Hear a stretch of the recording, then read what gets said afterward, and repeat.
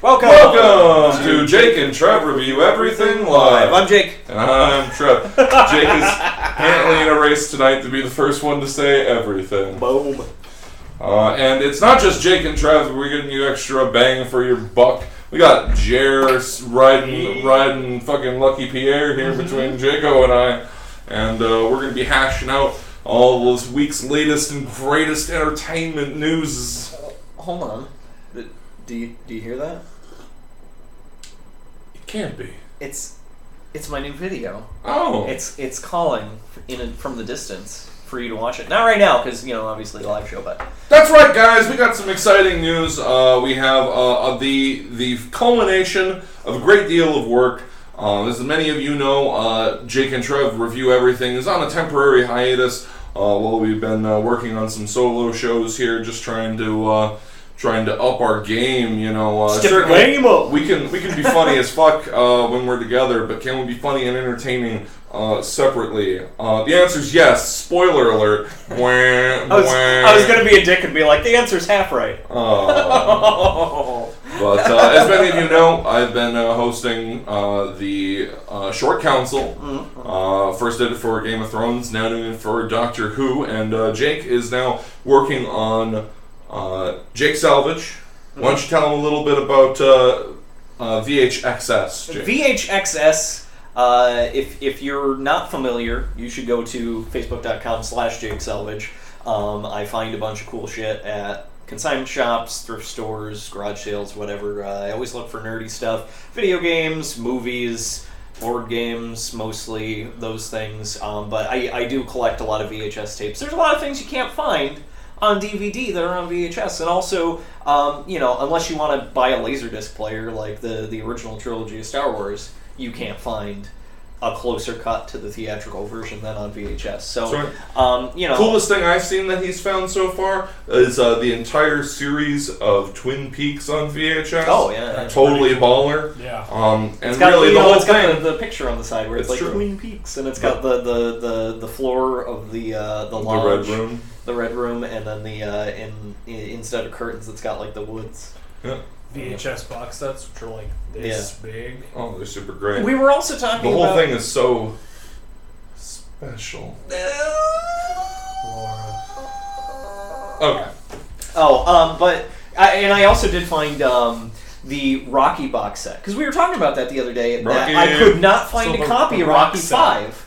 Like, you can't find Rocky 5 on DVD. We have a DVD set at work that's 1 through 4, and that's it. I've literally seen, I'm 95% certain that this isn't just fiction my brain made up for a good story.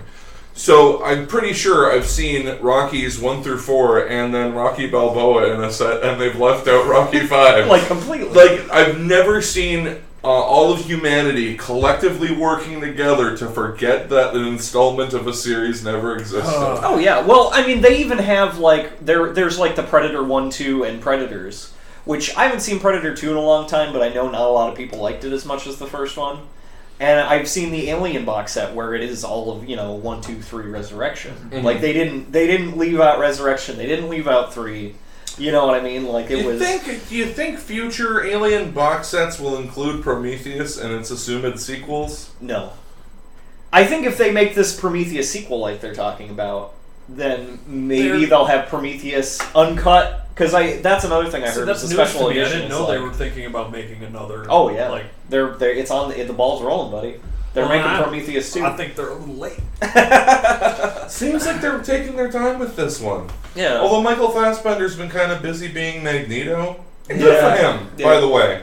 Good for him. Good for him. Good for him. But yeah, so I found a VHS box set of Rocky that is up through 5. I have never seen 5. Mm-hmm. I've only seen 1, 2, 3, 4, and Rocky Balboa, and that's it. Don't need to see 5. I need to see, but I need to see, No. But that's part of collecting VHS is, like, there are so many movies. Like, we watched that Why Me that's got Christopher Lloyd and Christopher Lambert as, like, bumbling cat burglars for no reason, and the weirdest thing. You'll never see that. I'm sure maybe they have it on DVD, but I got it for like $1. Right. So it's like you find all these like oddities that people would rather like omit. Like it's the weird parts of when you're looking at somebody's IMDb page and you're like, what the What movie is that? Here, if you don't think that it's worthwhile to go into these consignment shops, look for old movies and so forth, like St. Vincent's or Salvation Army or Goodwill or whatever. If you don't think it's worth your time, think about this. Look around you and think about all the things that are really popular. Do you trust popular culture right now to tell you what's good out there? Yeah. No, I never really thought about it that way. I sure don't. That's a good point. So, just judging by whether or not you've heard of things before or whether these videos were ever popular is not because you can't trust the fucking popular culture of the time when these movies came out to tell you what's good or not. Yeah. And I won't sugarcoat it. Everything was good. To them. Right. Everything was good. And I won't sugarcoat it. A lot of the stuff I found that I never heard of was shit.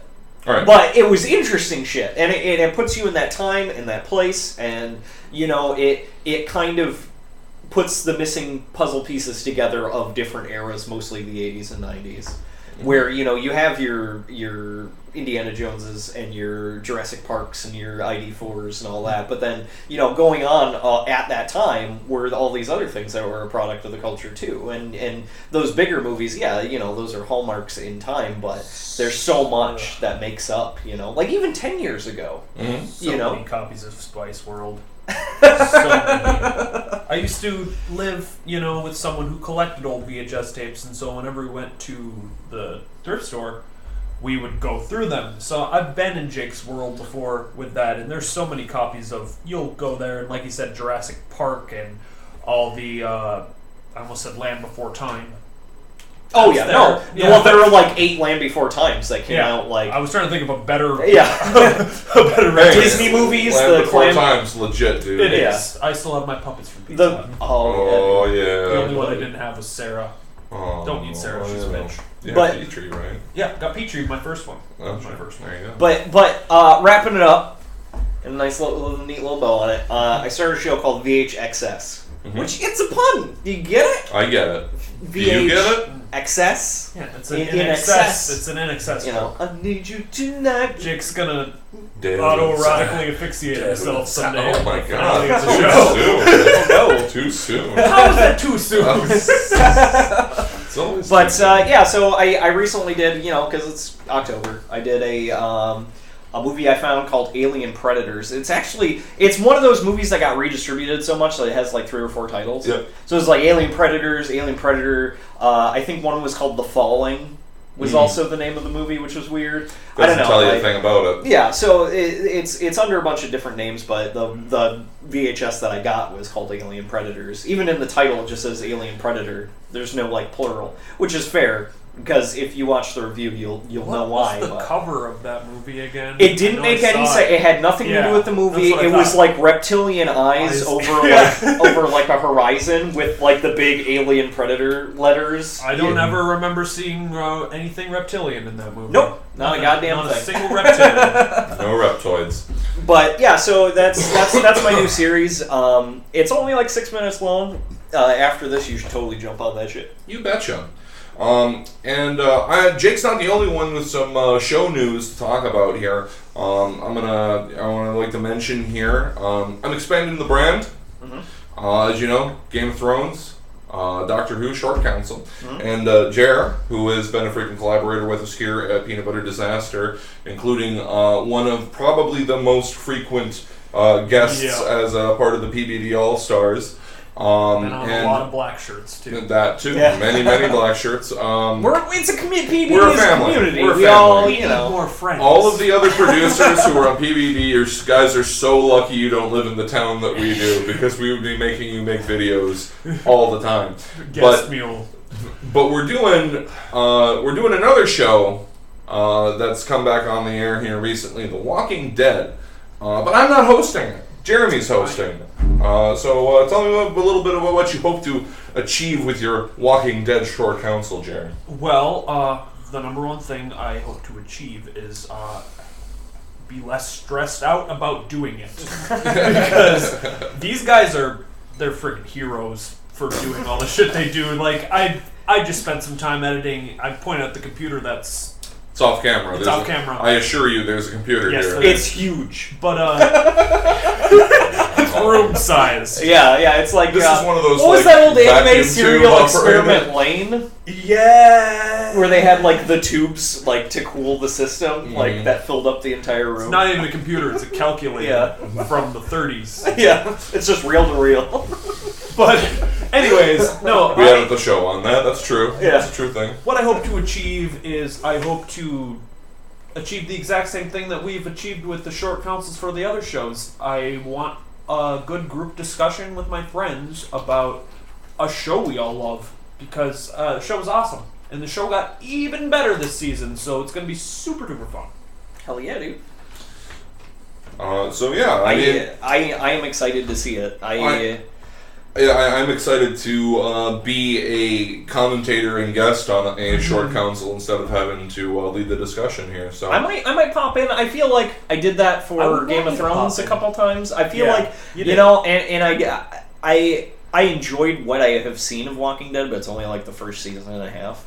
To be honest, I don't want to sound like fucking hipster. I collect VHS tapes. I don't watch Game of Thrones. I'm not. Yeah, but you know, I haven't really seen much of Walking Dead. I haven't seen much of Doctor Who, but I feel like, you know, having that perspective to be able to jump in. I mean, obviously it's annoying when it's like, wait, who's that person? Why is that matter? Yeah, well, But then at the same time, you know, you get an who's outside that perspective. guy? You know. that's why we almost sent Rhinus home the other night, because he was doing that. That's true. Yeah. Like, every person who came on screen, he was saying it. But yeah, Clara, you know, like for instance, Clara from Doctor Who, like everyone's got a huge hate boner against her, and it's like, I don't know, she seems like an interesting I character have to me. I do have an actual hate boner. Like, it's not because of the hate; it's because I hate her and I have a boner.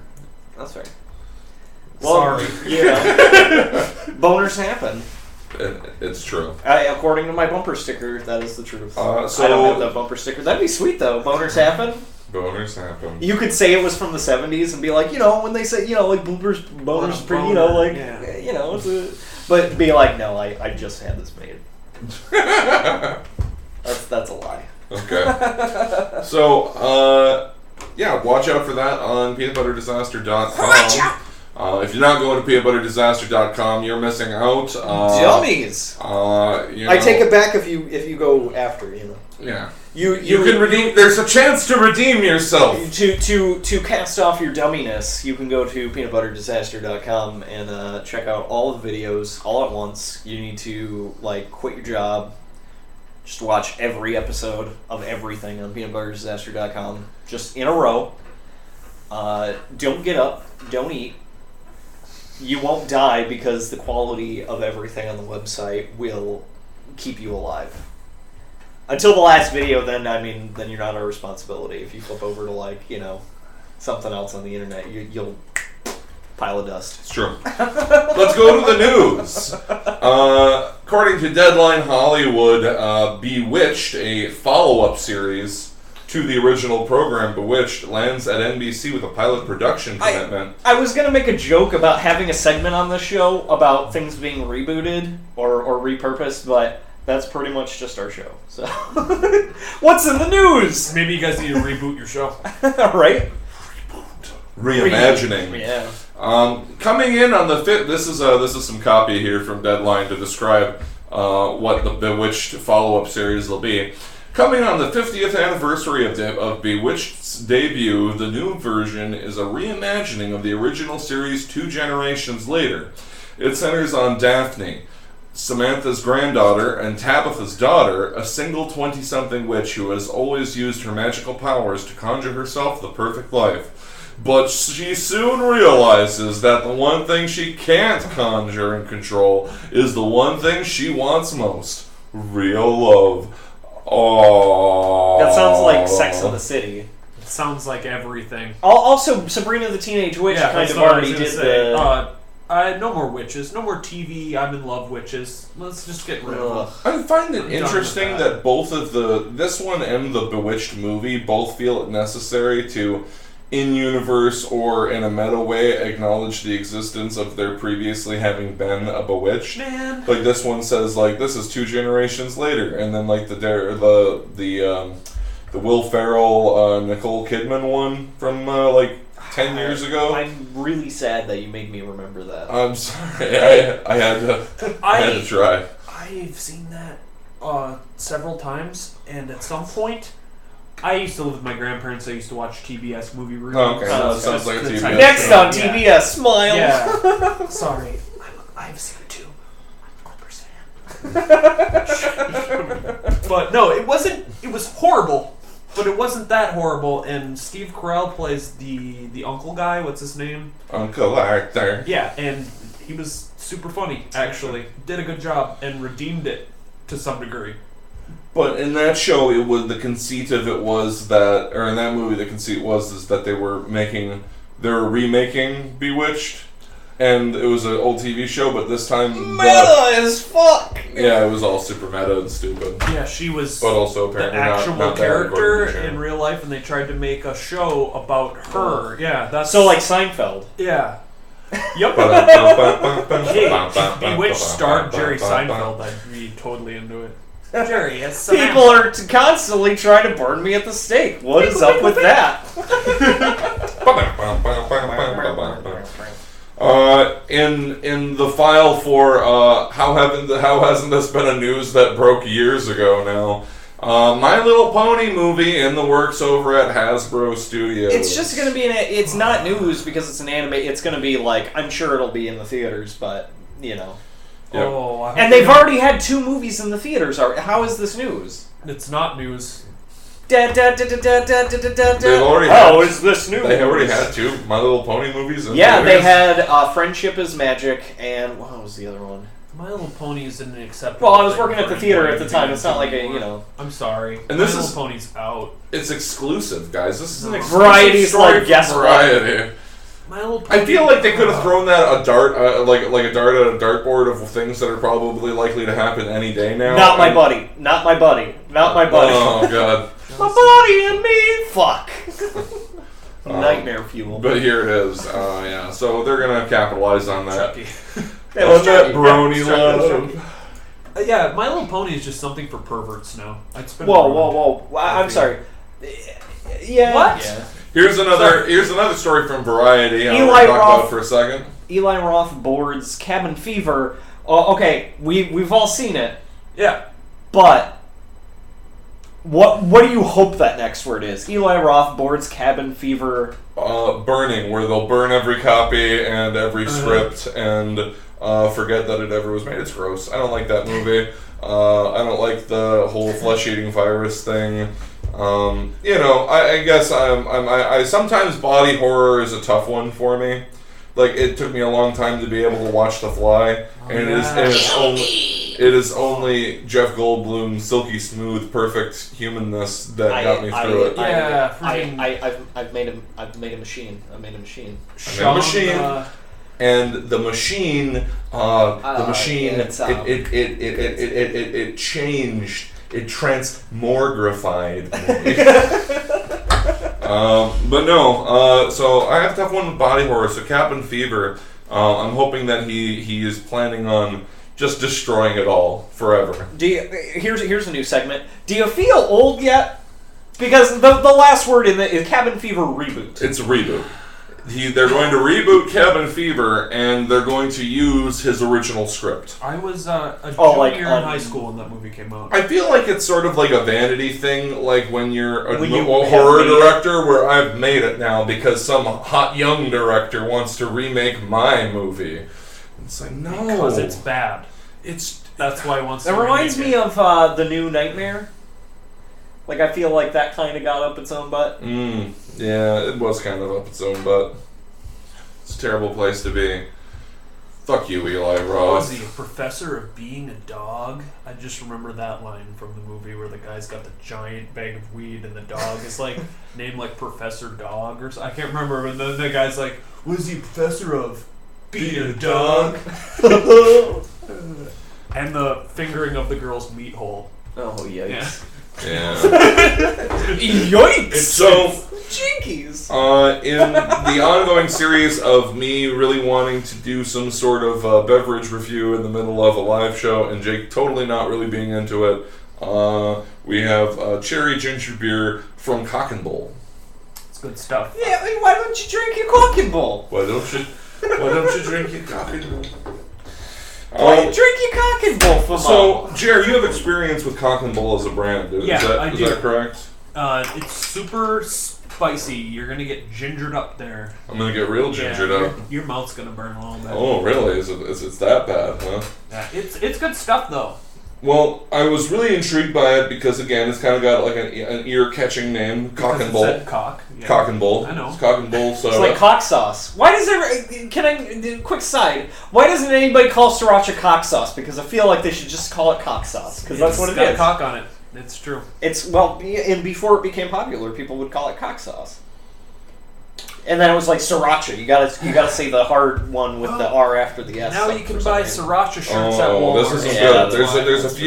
There's a few bullshit marketing words going on here, guys. Everybody loves a scream cheese. Whoa, flavor. I mean, it could be said. Flavor. It could be said in a lot of different ways, but it's like, whoa, it's actually. Rangers, there's flavor. It says, whoa, period, flavor, exclamation point. It can also be like a cowboy. Whoa, flavor. You are holding in your hands a Wait, hold on. Whoa, flavor. That's perfect. You are holding in your hands a liquid treasure. Cock and Bull Cherry Ginger Beer.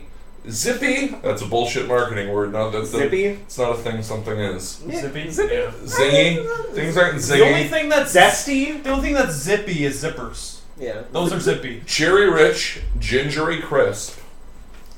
Try it. Pow! It says pow! Exclamation point. Try it. Pow! Exclamation point. You'll love it. Enjoy, enjoy, enjoy! Exclamation point. Enjoy. It sounds like their label bot went out of control. Enjoy! Rangers! Check. Danger, Will Robinson. Okay. And there's even instructions on how to make a drink with it. It's Like called a How boat. to Make a Dandy Donkey. And that's, these guys. That's neither of the animals on the front. It's a jigger of vodka. They should just call it the barnyard. Yeah, it should be called cock and ass then. You put. Yeah! Oh, yeah. Thank Nice you. joke. We're congratulating each other on my joke. You left him hanging, Bear. It's not our fault. I don't Okay. have hands. No, I do. You take the juice of half the lime and ice cubes into a frosty glass. Then you take the half jigger or the jigger of vodka, a cherry, and an ice cold Cock and Bull cherry ginger beer. You combine it all together, and that makes a dandy donkey.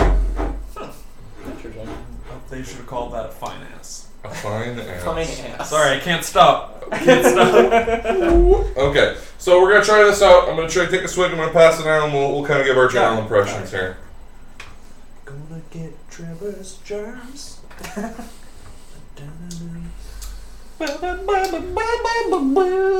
I don't know. This is tough. I feel like it certainly lends itself a little bit to it.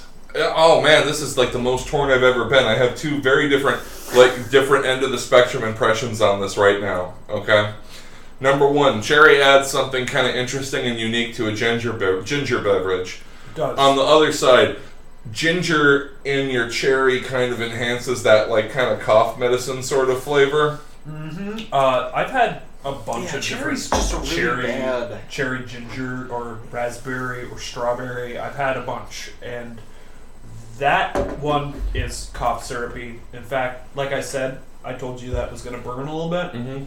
The regular Cock and Bull does. That cherry, that Just mellows it cough right medicine out. takes it right out. Yeah, no, this kind of does have a little bit of a cough, of a little cough medicine, a little like that kind of flavor you get from those Luden's cough drops, and like you got like some The problem is it doesn't have a full the bottle. Blue Link. The blue, they had that at the Blue Link, because normally I could only get that at White's. Mm-hmm. Yeah, it's new there. Okay.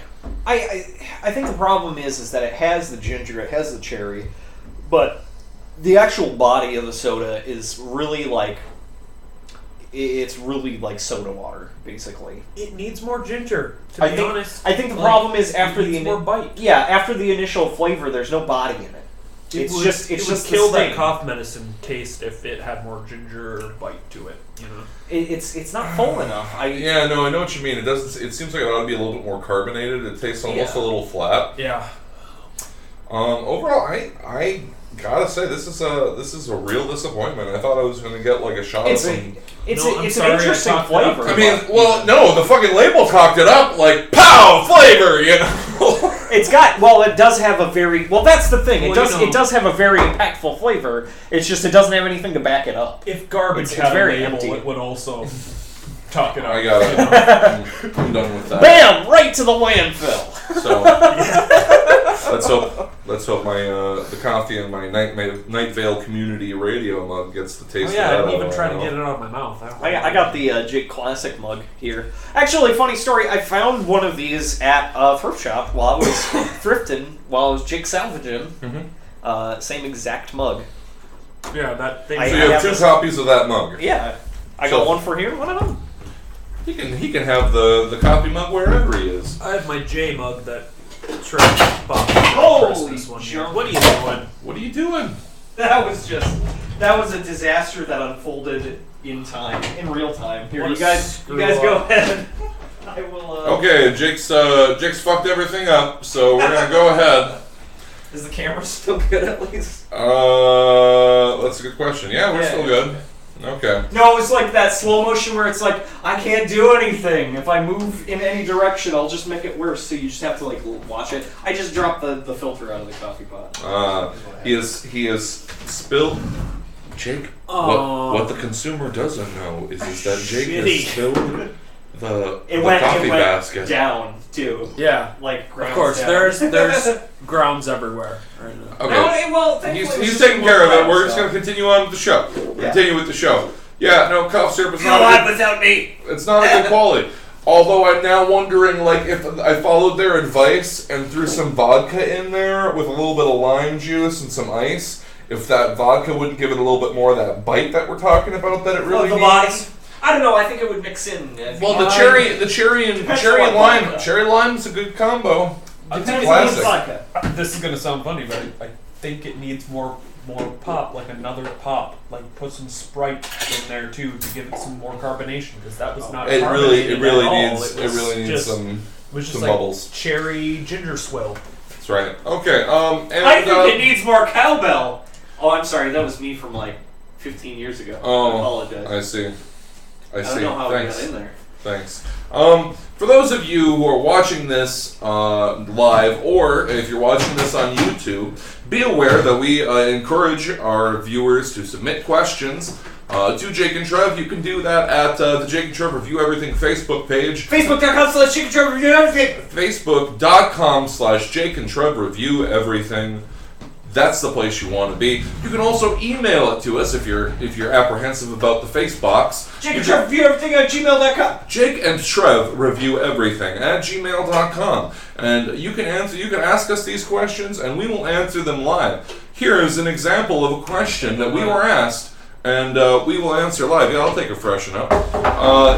This is from Phyllis Peterson. That's my mom. If you're watching, you better Say hi to upset- Trev's mom. You say hi to her. If you didn't, you're doing it wrong. Hi, She Phyllis. asks. That's right. See, Jared knows the drill. I love Phyllis.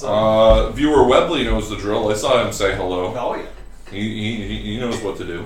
Okay, so one is the new Hunger Games movie going to be as exciting as the first two were? Arguably even more so, because now they're going to be getting and spoilers. If you don't want to know what basically is happening by the end of the second Hunger Games movie, kind of go like bleh, bleh, for a second and don't listen, and then I'll give a thumbs up when I'm done saying it. Basically, okay, so here we go. Cover your ears. Basically, they're coming into a full-blown revolution at the end of Catching Fire. So if it's not more exciting when they're in full-blown revolution mode, then I don't know. How could it ever be exciting? I don't know. That's some serious mismanagement. So, to answer your question, Something to say about that. Jake has something to say about that. Hold on, okay. He's coming. Okay. Yeah, right. Just this guy. I can't get a fucking word in edgewise. I got a lot to say. Joke was a lot. I got a lot to He's say. got a slow. Obviously, when the first Hunger Games came out, everyone compared it to Battle Royale. And actually, in the manga of Battle Royale, and the series, because there were like 2 or 3 more movies after Battle Royale. I don't know if they were released in the States, probably. But they actually have a very similar thing, where they have the games, and then eventually, like, the people who break out of the games, like, basically start, like, a revolution. Mm-hmm. It's the same shit. I mean, I'm not saying they ripped it off, but it's a logical conclusion to what's going on, because you're setting up all this dystopia where people are obviously being, like, oppressed. Mm-hmm. So eventually, in Battle Royale, it was just the kids. But, eventually that's got to come to a head, If it's not just one movie, if it's a series, or if it's not just one book, it's a series, then, they're not just going to keep playing the game ad infinitum. It's, Yeah. No, before we get into the second question, I'm going to hijack the conversation again and go back to talking about this cherry ginger beer, because I think this needs to be said. I feel like it's one of those things, like this, making me question, like, a beverage maker. Like, if you were a beverage maker, like, could you put out a product that doesn't taste good to you? You know what I mean? Like, if you got off the assembly line, you found out a final product, and you, like, popped open a bottle, and... I don't think this tastes very good, but, fuck it. Who cares? Somebody will buy it. I think is that how you do it, or what? I think it's the production of anything, really, is that you're too close to the product. And I know that, like, flavor tastes are, different. It has a very distinct taste. It has a distinct taste. I think that people would probably enjoy that. I imagine some people, they drink seaweed soda in Japan and stuff, dude. So there's obviously a market out there somewhere. Jones Soda makes a Thanksgiving soda that tastes but that's like novelty. Like nobody that's expects novelty to drink. Too. Dude, it's novelty That's too, not because it's novelty. like, That's not a novelty. cock and bull, pow, Okay. I guess. No, I don't know, because I'm trying to wonder what you're trying to get at here. It's cock and bull pow. If it was genuinely good, then I don't have a problem with them, like, playing up the hyperbole. Yeah, the hyperbole, playing that up. That's fun, anyways. But I feel like most things that have I feel like if it had its own merit, then you wouldn't have to do that. Whoever made it maybe was better at being funny than they were at making soda. No, I don't know. They weren't. Oh gosh. I will stand up for Cock and Bull for a second. I'll stand up for them. Their name is dumb. Their original. I like how I said it was a stand for them automatically. Them. Took a moment to put it down. Sure. Their original ginger beer is excellent. It's not worth the price. However, I'd get the Barrett's Jamaican ginger soda. It's awesome. Even the diet is good. So coolio. Okay.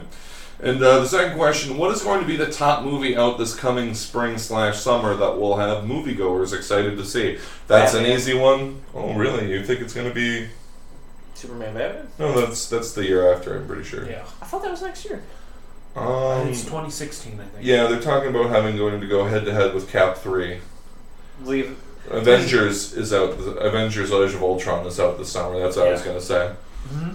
That's what I was going to mention too, because it's going to be awesome. It's going to be an absolute juggernaut at the theaters. There are some movies that are coming out. But with no juggernaut, you know why? But without the juggernaut, bitch. No, there's the one with Matthew McConaughey that's coming out. That's going to be big next year. It's going to be big either that it's really good or people will be really fucking confused by it. What's it called? Bong Rip? I don't know. No, it's a space movie where they're like, oh no, like the Earth is Interstellar? Interstellar, yeah, Interstellar. That actually looks pretty alright from what I've seen or heard. I guess that's going to be really complicated. And then Jupiter's Moon or whatever it's called, Jupiter Ascending. Mm-hmm. Doesn't one of the Star Wars movies come out 2016 or 15? Ooh, I think it might be. Probably. Wait, isn't Star Wars coming out next year too? Yeah, that's what I just said. Oh, you said Star Trek. No, I said Star Wars. Oh, okay. Because there's a new Star Trek coming out too. Yeah, that's coming out for. I think that overall, we're going to see a repeat He's got too many performance. stars on his plate. we're going to probably see a repeat performance from Marvel movies. Here again, we're going to see Avengers 2 be unstoppable at the box office. Why would If they put out a new Star Wars movie that's being handled by fresh hands and with fresh perspectives, I can't imagine that everyone's not going to at least give it a try. Here's what's ironic about all this, by the way, is that I've heard so many fanboys, and and I'm not meaning that in the disrespectful way, like, oh, this person cares too much about the property, I mean this just in the big fans of Star Wars. I've heard so many of them say, I've lost the ability to trust. I'll never trust a Star Wars movie again. But then, with fresh hands or fresh perspective, don't you think we're all going to fall into that trap, at least, of giving them an opportunity to hurt us once again? Very little CGI from what I've heard. I'm a little trepidatious. Trepidatious? It's a word of the day, can't Boosh! No, because I feel like Star Wars, I don't think the movie will be bad. I don't think it'll be a bad movie. But I think Star Wars is too big. It's It may end up getting ignored because it's so large, is what you're trying to say. No, it's going to be huge. Think over your point.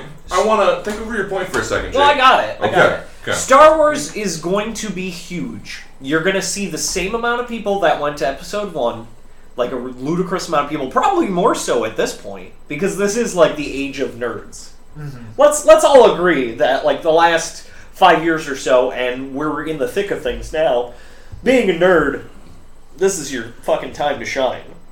Right. Oh yeah. So everyone is into the Avengers. Everyone is into Star Trek.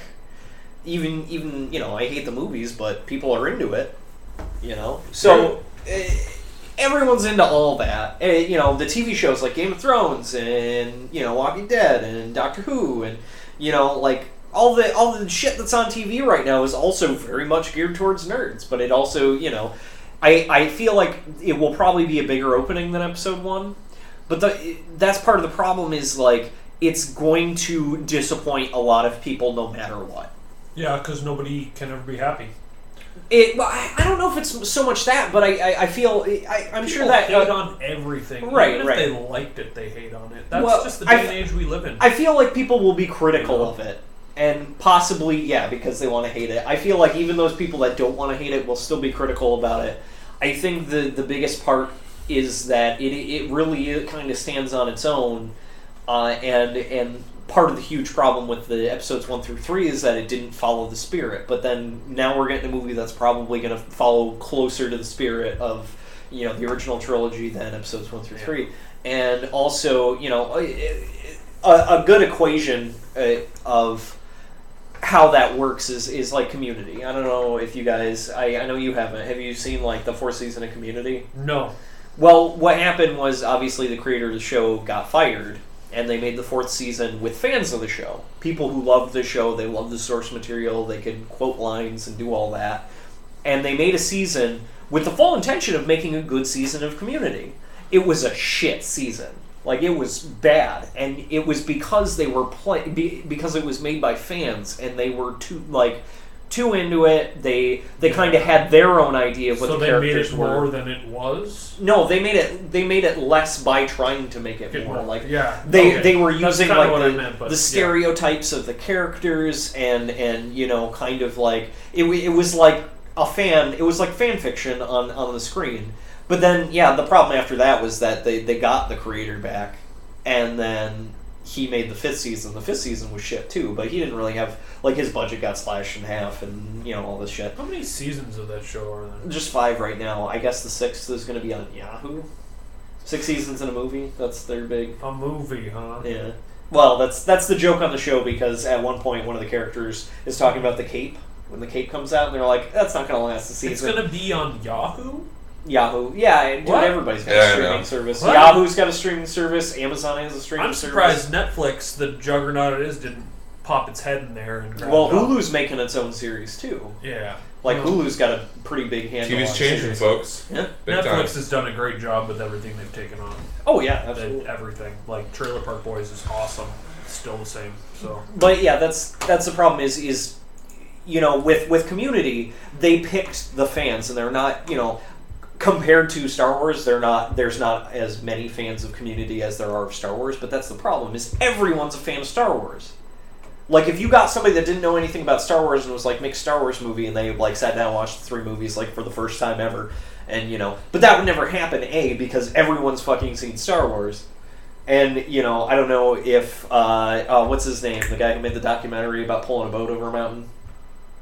Oh, Werner Herzog. Yeah, like if you were like Werner Herzog, make me a Star Wars movie, like that would be weird as shit. I'd be fine with that. I would watch take that. the cameras into orbit, and we will make it and shoot the movie in front of the star. He's crazy, folks. He's crazy. I mean, whoa. I mean, I'm not saying nothing. Because everyone's watching. Yeah, everyone's watching. Werner Herzog watches the show. I don't want to say anything too mean. His name freaks me out because it's my grandparents' last name, his first name, and then his last name is the same last name as my first childhood dermatologist. Weird. So I have this weird connection to him, but not at all. All right. Back to the news. Will Smith and Tom Hardy eyeing Suicide Squad over at Warner Brothers. So that's kind of interesting in and of itself, that's like a movie that got officially slated at Warner Brothers. I thought Suicide Squad was going to be a TV show. No. Movie. See, because, I don't know, though, because I'm pretty sure they were playing it up as a TV show. Well, in Arrow, they brought it up a couple times where they've kind of hinted at it, and kind of, I think that's what's like where people have gotten most interested in it. Also, there's been a DC animated movie recently that was ostensibly about Batman, but was really about the Suicide Squad. Yeah. So, I mean, it seems like there's an effort to kind of slowly get people to be aware of the Suicide Squad, because it is a really neat idea. Yeah. For those of you who don't know, the Suicide Squad is basically a government-sponsored team of supervillains who are sent out on super dangerous missions to do good, and if they survive and come back, they get their sentences reduced or commuted or whatever. That sounds like a bunch of bullshit. That sounds like I don't think it would work in comic book. I don't think it would work on the screen. That sounds like the Thunderbolts. It's the same kind of thing. They have explosive implants in their spinal column, basically. Well, the Thunderbolts started off differently, but. So that if they decide they don't want to continue the mission, they get their head blown off. So basically, I mean, that's a really interesting idea, because then it puts us in a position where, you know, classic villain, and I'm sure I guess they gotta put at least one or two, you know, moderately known DC villains in there, right? You know, you would think. Well, I don't know, because I feel like Guardians of the Galaxy kind of changed the game on names. Right, so it's not really important. It ties in, you know, Guardians of the Galaxy ties into a pre-existing universe, and they made new characters for the audience to care about. Like, they've shown that it can be done. Now, Warner Brothers isn't as on the ball about, you know, making good superheroes. I hope they have Bronze Tiger, and I hope that Michael Jai White, who played him on Arrow, gets to play him in the DC movie, because Michael Jai White is the shit. Yeah, he is. And even in Tyler Perry movies. He's the best. I love him. And seeing him as the Bronze Tiger on the big screen, that'd be dope. Well, speaking of which, we're talking about Netflix and all that. There's a really good documentary on there called I Know That Voice. Mm-hmm. And it's actually about all the voice actors. Like, if you've watched cartoons at any point in your life, it's like they go as far back as, like, the Looney Tunes days with these voice actors, and they're talking about, like, stories of the business, like how you become a voice actor, you know, what it entails. Like, it's a really good documentary. It's actually was created by John DiMaggio, the guy who does the voice of Bender on Futurama. Yeah. Oh, okay. Yeah, and they got him. They got Kevin Conroy. They have the guy who did the voice of Spike and Solid Snake. Stephen Bloom. They have just everyone. Every voice actor. Billy West. They got Mark Hamill in there. What about Frank Welker? Did they get Frank Welker in there?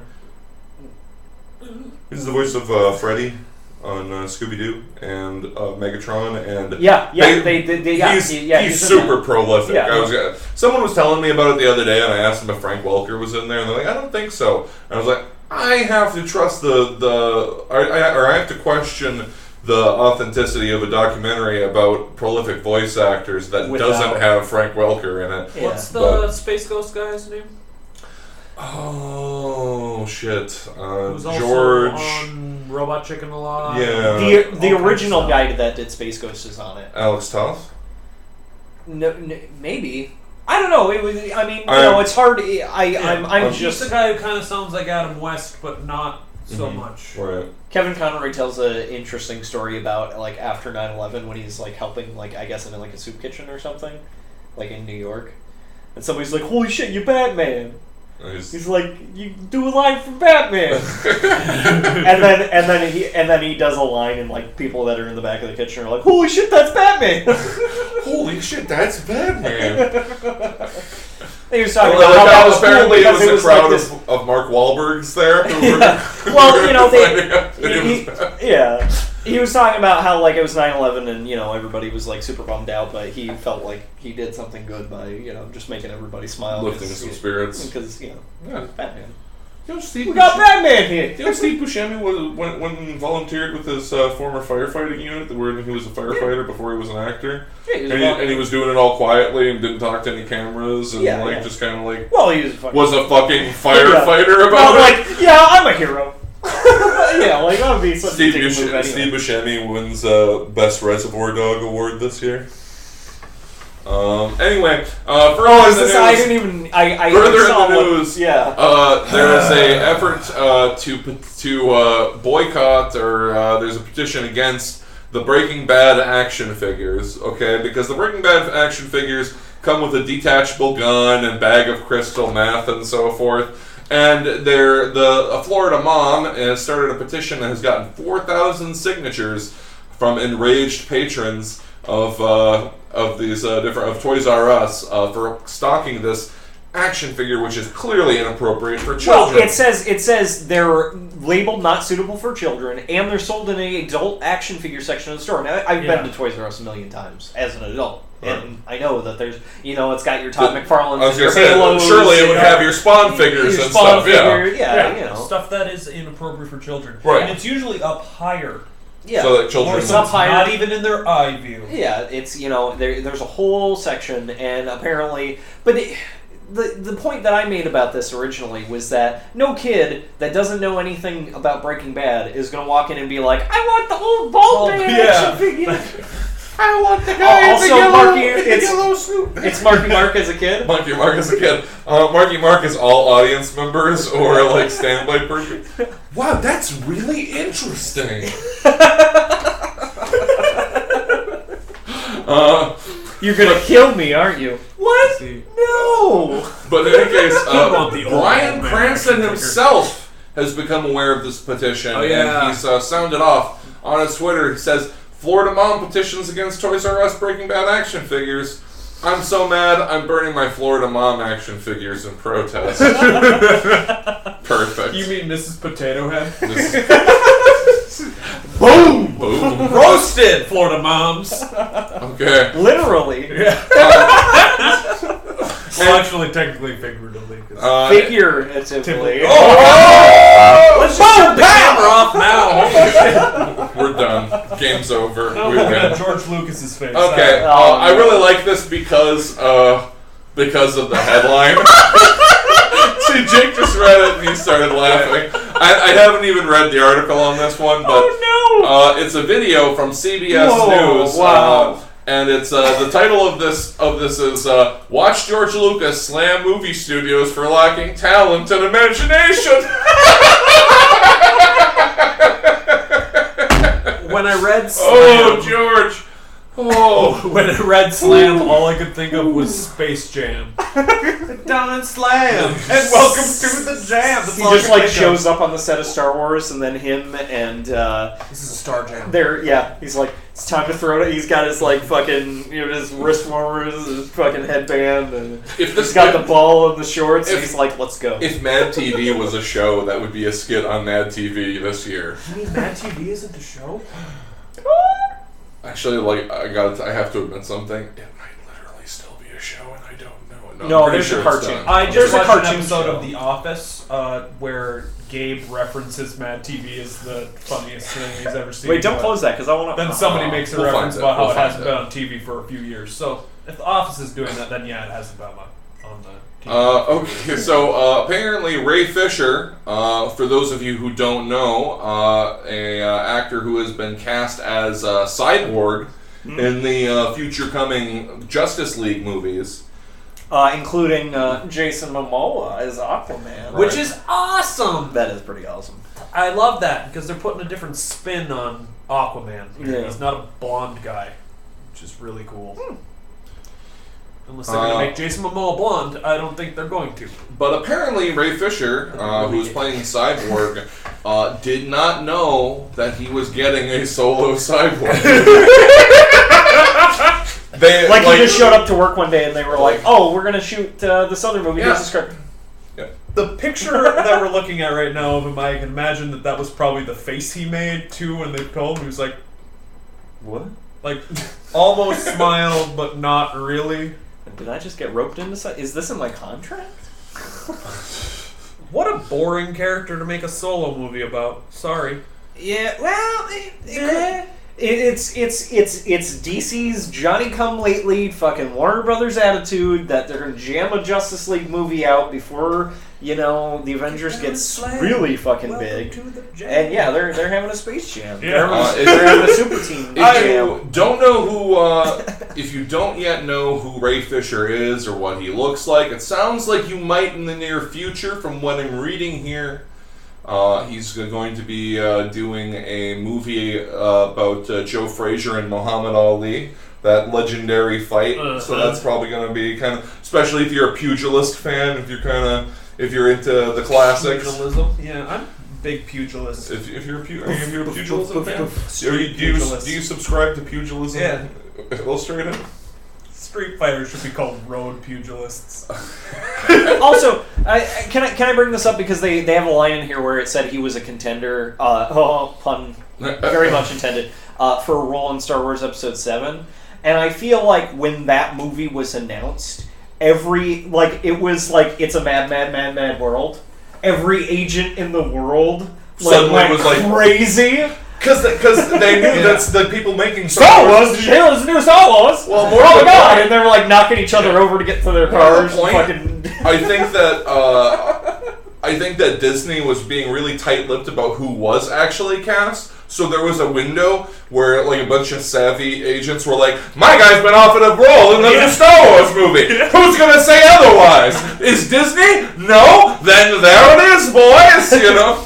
Confirmed. It's confirmed. That's the ticket. And then Disney's like, did you hear that we cast so-and-so in this new Star Wars movie? No. Oh. Well, you better get on it. and then they cast him. He tricked his way. He tricked his way to get his agent in there, to get his guy in there. Well, damn it, we can't take it back now. That's the best agent I've ever seen. Oh, man. Keep hope alive. Disney loses John Carter rights, and Edgar Rice Burroughs Incorporated plans to make more movies. Oh, are they going to have a $200 million budget? Yeah, you can bet your ass they're not going to spend that kind of money. Take your chance, do your dance at the green screen. All right. No locations. I previously called him like one of the Hollywood's most recent unluckiest guys in the world, Taylor Kitsch, who, as far as I'm concerned, and if I recall correctly, is John Carter of Mars. Which, guys, again, it's like there's a lot of reasons why John Carter should have been a big hit. It's got the base DNA of all these other I'm telling you, it was the title. It was the title. It was the release time, and it was the lack of promotional support. It was the big triple whammy. I didn't mind it. I haven't seen it, but I know just from the fallout and everything, they didn't call it John Carter of Mars. They just called it John Carter. which That could be anybody. it looked. Is that a sequel to Coach Carter? No!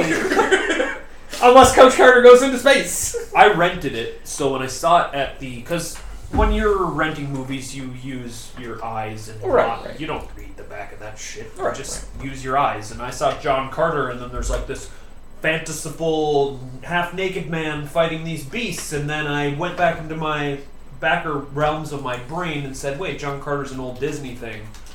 Yeah. And this doesn't look like what I wanted to see, but I'll watch it. Yeah. So I did, and it was. They got one in on me. Yeah, they did. Set to star on your TV, it's John Carter. Confirmed.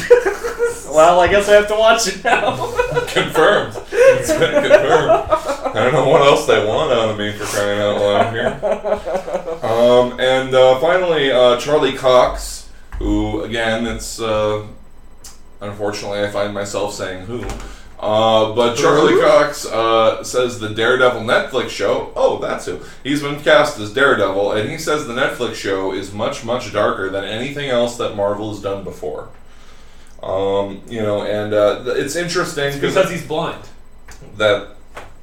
I'm sorry. Oh, I'm sorry. This was a night of puns and a night of jokes like that. That was probably that. Sorry. okay. If you're blind, you're not watching this, so it's fine. You will not be. Oh my god. Okay. Anyway. But you totally heard what I said. So They heard everything you said. In any case, apparently a lot of the influence here is, and apparently they really want this to be a big hit, so they're going with some of Daredevil's most famous and most beloved story arcs and runs, particularly the one that was helmed by Frank Miller, is going to be a big and I'm leery about that. You understand, because I've seen Frank Miller rear his ugly head and ruin things like The Spirit. Frank Miller on The Spirit. Here's the thing, because Frank Miller actually did write a lot of Daredevil. If Frank Miller had a hand in the original material, for the most part, it does well, like Sin City. Right. Frank Miller did that. Frank Miller has done Daredevil. Frank Miller never touched the fucking Spirit because the Spirit has nothing to do with Frank Miller. That's why he fucked it up. As long as Frank Miller isn't dealing... I was going to say, as long as he's not dealing with other people's characters, then it's okay. Yeah. He should only make things that he thought of and not make things that he likes. Although, arguably, they are making Batman vs. Superman partially off of The Dark Knight Returns. Every time I read that, I cringe a little bit, because I've read Aspar, and I know that Frank Miller does not know shit about Batman anymore. And in fact, he really didn't know anything about it in the 80s. See, Frank Miller was the perfect person for the 80s. The Dark Knight Strikes Again, or the Dark Knight Returns, retroactively, not as good as people think it is. I thought it was pretty good for a standalone story. Mm-hmm. Kind of like an Elseworlds weird kind of. Same with All-Star Batman and Robin. But that's more like in a B-movie way where you just watch the train wreck unfold. Mm-hmm. I have that in hardcover, the All-Star Batman and Robin, and it is a must-read, because a lot of people complain about where comic books go. If you're big into comic books, you've seen a lot of them go down in a bad way, or you've read one and you're like, oh, I don't like this. It's like, you want to see somebody mangle a comic book, but it still look really pretty because it's, Jim Lee. Mm-hmm. Then All-Star Batman and Robin, fucking read that shit.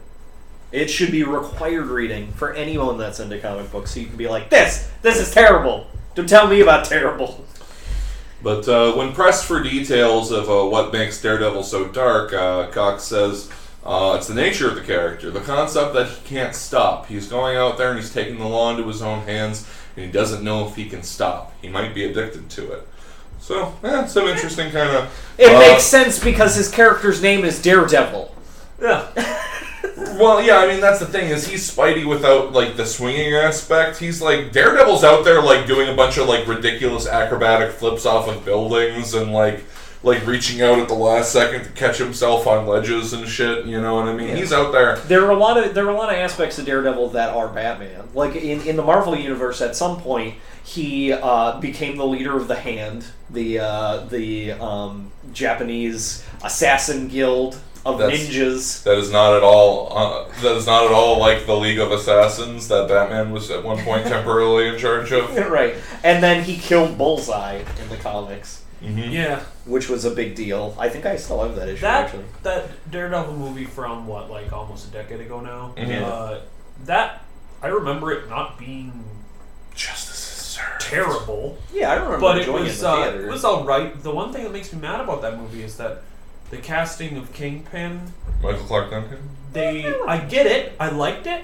But do you know who tried out for the role and should have got it because he looks goddamn just like him? The wrestler King Kong Bundy. Oh shit! He tried out for the role, and they were like, "He's not an actor." So you know, they're like, "Yeah." We're almost out of time on the show here, so I want to mention that that we've seen, like, one of the promotional materials that we've seen of Daredevil for the new show is him in this all-black sort of ninja suit, which I've been told is a nod to the original, one of the lines of his. The original costume was yellow. Yeah, well, one of the lines of like the reimaginings, like an Origins or like a Daredevil Year One series. Stan Lee does Daredevil. Stan Lee imagines Daredevil. Had him start out in this, and it makes sense if you think about it. Like, what kind of suit would a blind man put together? Yeah, that's true. He's not matching colors. Right. Well, so he's matching colors, but black with black. Well, right. I mean, black and black is black CCI match with other colors feel of black. He can sense. Those are Braille clothes. Not to be a jerk, but they literally did assert at one point that he can that he can hear colors. That he can hear colors somehow. Well, that's a real thing too. That's you can hear synesthesia. Sounds, synesthesia. You can hear sounds like maybe. Well, yeah, he does a lot. But this has also been arguably a nod to the trial of the Incredible Hulk TV movie that featured Daredevil in a suit exactly like that. Oh, yeah. And also, it's interesting to note that in that one, the Kingpin was played by Jonathan Rhys Davies. Really? Yeah. I could see that too. That's really good. That's a good call. Past TV show. Yeah. Right. So, and then in this new series, you know who's playing the Kingpin, don't you? Vincent D'Onofrio. Yeah, I read it earlier. That could be pretty great. Sorry, old D'Onof. He's the best, man. I he's like the Vincent best. D'Onofrio. He's seriously in everything he's in. He's great. The old D'Onofrio. But that is it. That's our hour. And then some. So thanks for joining us here, and thanks for joining us on the show here, Jer. Yeah, around, you know. Well, he will be around. You'll be seeing more of him in the near future. And so now that the show's finished up, go and watch VHXS, get all caught up on your short counsels, and we'll see you again next week. Peanutbutterdisaster.com. Peanutbutterdisaster.com. We'll see you next week, guys. Thanks for watching. Bye.